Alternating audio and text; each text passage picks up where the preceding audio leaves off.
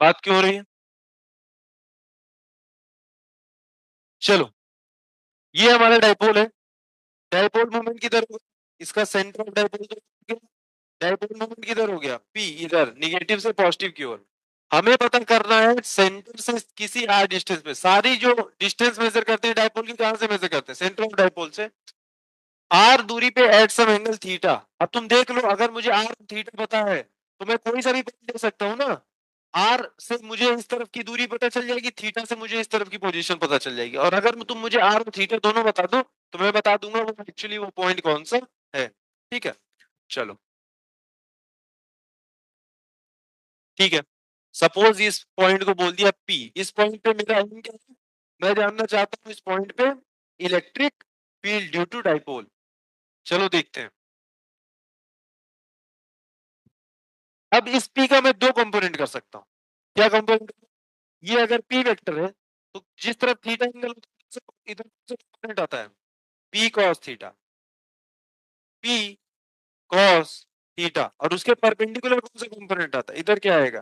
P sine theta. अब P cos theta देखो एक वेक्टर है, इसके लिए ये वाला पॉइंट कहां पे रखा हुआ है? उसके एक्सिस पे रखा हुआ है। ठीक। तो electric field due to p cos theta will be what? K into, short dipole का केस ले रहे हैं, k into 2p by are cube. बस p की जगह क्या आ जाएगा? p cos theta. बोलो सही बात है कि नहीं? अच्छा, इस डाइपोल के लिए ये पॉइंट किधर है? एक्सियल पोजीशन पे है। एक्सियल पोजीशन पे जो इलेक्ट्रिक फील्ड आती है वो किधर आती है? Along the dipole movement. मतलब electric field due to p cos theta इस तरफ को कहीं आ रही होगी। बोलो सही बात है कि नहीं? उसी तरीके से अगर मैं p sin थीटा की वजह से लिखना चाहूं तो p sin थीटा की वजह से ये वाला पॉइंट कौन सा हो गया? इक्वेटोरियल पॉइंट हो गया। Electric field due to p sin theta will be k into p by are cube. होता है इक्वेटोरियल पोजीशन पे p की जगह क्या लिख दूंगा? p sin theta by are cube. अभी अभी सीखा है किसी भी डाइपोल मोमेंट के इक्वेटोरियल पोजीशन पे जो इलेक्ट्रिक फील्ड होगी वो अपोजिट डायरेक्शन में जाएगी डाइपोल मोमेंट के। इसकी तरह इसकी वजह से इलेक्ट्रिक फील्ड किधर आएगी? इधर को आएगी। बोलो ये दोनों बातें समझ आ रही कि नहीं आ रही? बोलो समझ में आ गई? आपस में दोनों किस पे है? 90 डिग्री पे है। इसका रिजल्टेंट हर कोई निकाल सकता है। चलो सपोज मान लेते हैं कि इनका रिजल्टेंट इधर आ गया एट सम एंगल अल्फा। ये आ गई नेट इलेक्ट्रिक फील्ड। देखते हैं, पहले मैग्नीट्यूड फाइंड करने की कोशिश करते हैं। नेट इलेक्ट्रिक फील्ड क्या हो जाएगी? अंडर रूट में electric field of P cos theta का whole square plus electric field due to P sine theta का होल स्क्वायर। बोलो सही है कि नहीं? ऐसा ही होता है ना? दो वेक्टर अगर परपेंडिकुलर है, वेक्टर ए वेक्टर बी, तो इनका रिजल्टेंट क्या आता है? अंडर रूट में ए स्क्वायर प्लस बी स्क्वायर। यही क्यों होता है? कॉस थीटा क्यों नहीं? हाँ, क्योंकि पूरे फॉर्मूला तो ये A square plus B square plus 2ab cos theta. लेकिन इनके दोनों के बीच में एंगल कितना है? 90 डिग्री। cos 90 तो जीरो हो जाएगा, तो cos थीटा टर्म आने की जरूरत ही नहीं है। इन दोनों, ये दोनों भी तो आपस में परपेंडिकुलर ही है, तो इनकी नेट इलेक्ट्रिक फील्ड भी तो यही आ जाएगी, इस वाले कंपोनेंट का स्क्वायर प्लस इस वाले कंपोनेंट का स्क्वायर। क्लियर बात? बोलो। चलो लिख लेते हैं, ये क्या आ गया? देखो भाई, के पी बाई आर क्यूब तो वैसे भी बाहर ही आ जाएगा, आएगा कि नहीं? कॉमन हो जाएगा ना, तो बाहर निकाल लेगा रूट के। यहाँ क्या आ गया ब्रैकेट में? K P by are cube. 2 cos theta के लिए हो जाएगा 4 cos स्क्वायर थीटा। आएगा कि नहीं? प्लस इधर देखो आएगा साइन स्क्वायर थीटा। चलो हम आंसर को cos थीटा के टर्म में लिखने की कोशिश कर रहे हैं। K P by are cube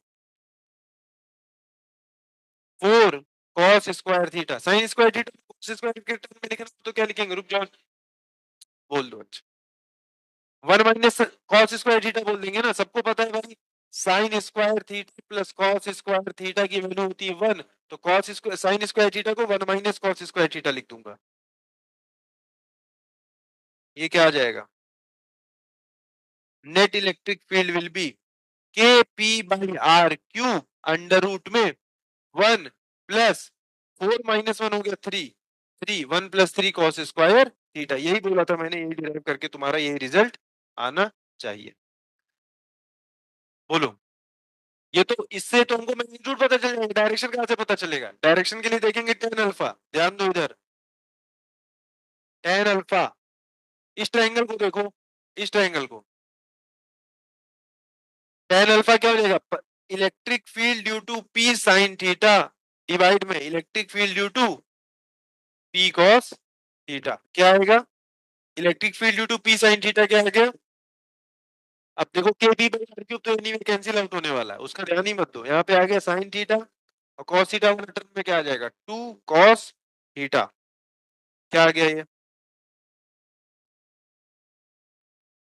half tan theta, ये आ गया alpha tan alpha equal to half tan theta. अब दो रिजल्ट मेरे पास पहले से थे, एक्सियल और इक्वेटोरियल पे। एक्सियल के लिए थीटा की वैल्यू कितनी होगी बोलो? एक्सियल के लिए, एक्सियल पोजीशन के लिए थीटा की वैल्यू कितनी होगी? थीटा की वैल्यू पूछ रहा हूं तो तुम केपी बाई आर क्यूब कर रहे हो, कितना होगी थीटा की वैल्यू? जीरो होगी भाई ना। थीटा की वैल्यू कहां से मेजर करना शुरू किया? यहां से मेजर करना शुरू किया। एक्सियल पोजीशन के लिए थीटा की वैल्यू क्या हो जाएगी? जीरो। जीरो ले लो, और या तो तुम अगर कहोगे सर इस तरफ फाइंड करना है तो थीटा की वैल्यू क्या हो जाएगी? पाई हो जाएगी ना। दोनों ही केस में तो यहाँ पे cos स्क्वायर थीटा की वैल्यू क्या हो जाएगी? 1 ही हो जाएगी। तो चलो देखते हैं स्पेशल केस क्या हो रहा है।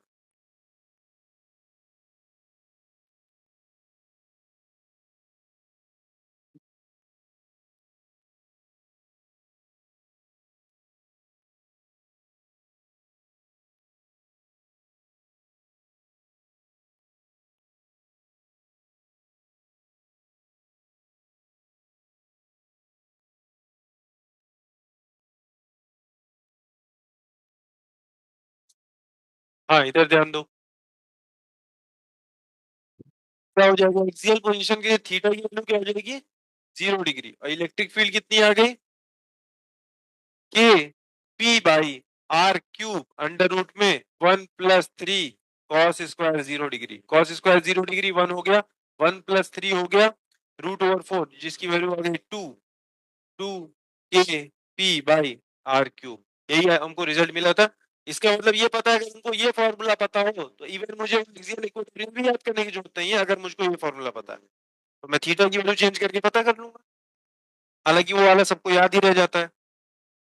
Second, equatorial position,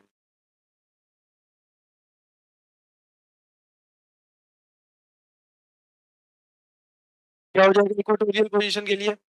theta is equal to 90 degree भाई, ये हो जाएगा ना, ये पोजीशन थी, थीटा क्या हो जाएगा? 90 डिग्री। थीटा 90 डिग्री अगर रखूंगा तो इलेक्ट्रिक फील्ड क्या हो जाएगी? ध्यान दो इधर, k P by are cube under root में 1 + 3 cos square 90 degree.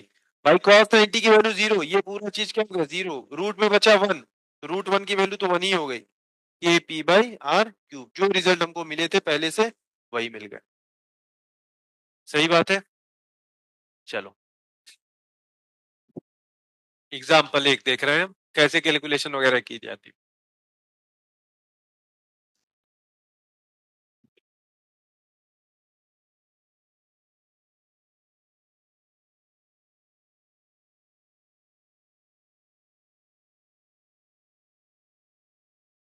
An electric dipole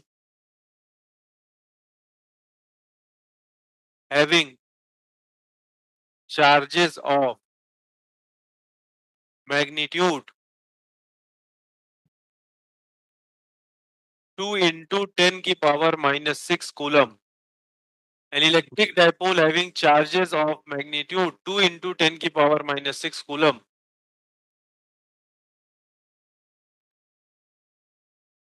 and distance between charges is given as 1 centimeter. An electric dipole having charges of magnitude 2 × 10⁻⁻6 and distance between charges is given as 1 centimeter. First part. Calculate, बिल्कुल easy question है, कुछ भी कठिन नहीं है। Calculate electric dipole moment of, calculate electric dipole moment of electric dipole, ठीक है। Second, calculate electric field due to dipole at a distance of 1 meter. Calculate electric field due to dipole at a distance of 1 meter on the axis of dipole.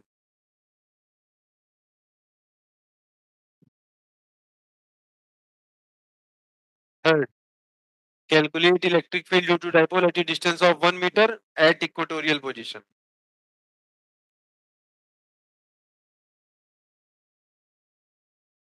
Fourth, calculate electric field due to dipole.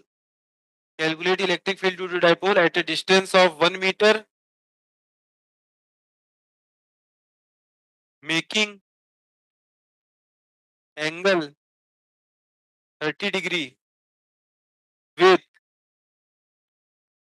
dipole moment.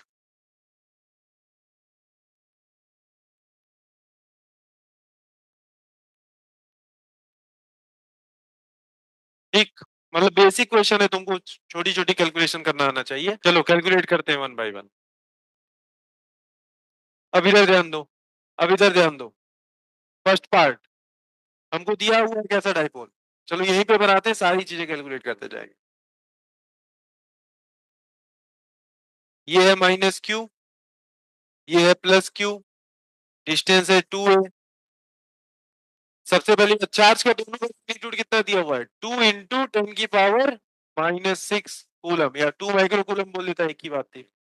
2 दोनों के बीच की दूरी कितनी दी हुई है, 1 centimetre, मतलब 10⁻⁻2 metre. पहली चीज हमको निकालनी थी dipole moment, that is equal to Q into 2a। 2 × 10⁻⁶ और 10⁻⁻2, 2 × 10⁻⁸ कूलम मीटर यूनिट के साथ। सही है, सबका सही आ गया होगा। Direction is from negative charge to positive charge. Very good. चलो उसके बाद हमको सेकंड पार्ट में क्या दिया, एक्सिस से, ये सेंटर डाइपोल से एक्सिस पे 1 मीटर दूर जाकर के क्या बता दो, इलेक्ट्रिक फील्ड, यही तो पूछा। सेकंड पार्ट कर रहे हैं, तो फॉर्मूला क्या आ जाएगा शॉर्ट डाइपोल के लिए, के 2p/r³। आर की वैल्यू कितनी है, 1 मीटर। पी की वैल्यू वहां पे निकाल करके रखा हूं,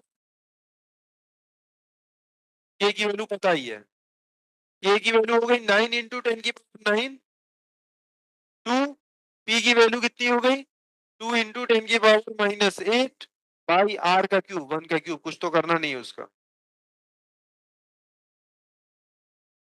क्या आ गया, यहाँ ध्यान दो, 2 × 2 = 4, 4 × 9 = 36 इंटू 10, बस 10, तो ये आ जाएगा 360 न्यूटन पर coulomb. Direction is along dipole moment, मतलब इस तरफ, डाइपोल मोमेंट की तरफ ही इसकी डायरेक्शन है। इक्वेटोरियल में कितना आएगा, कैलकुलेट ही क्यों किया, 180 ही आएगा, 180 ही आएगा। ये इंटू p/r³ 180 आएगा। आराम से घर पे करना, कुछ करना भी क्या, 2 से डिवाइड कर दो, आ गया तुम्हारा।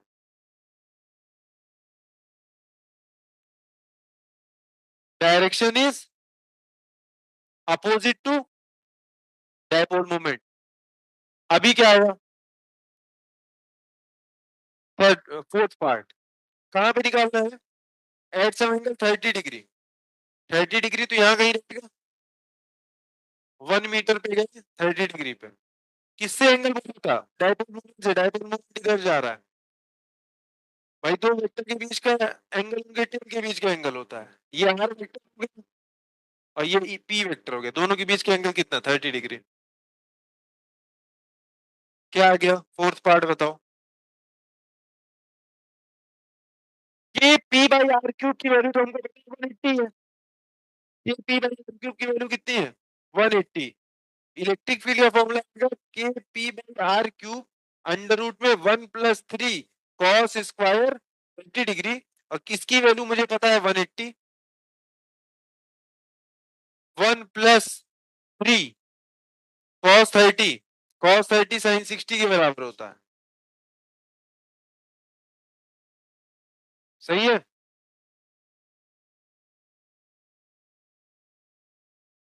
1+9/4 कितना आ गया, √13 इंटू 90, ये आएगा क्या, 90 √13, यही आ रहा है क्या, √4 बाहर आके 2 हो जाएगा, 180/2 इज 90, और 4+9 √13, जो भी आ रहा है खराब सा नंबर, यही है हमारा।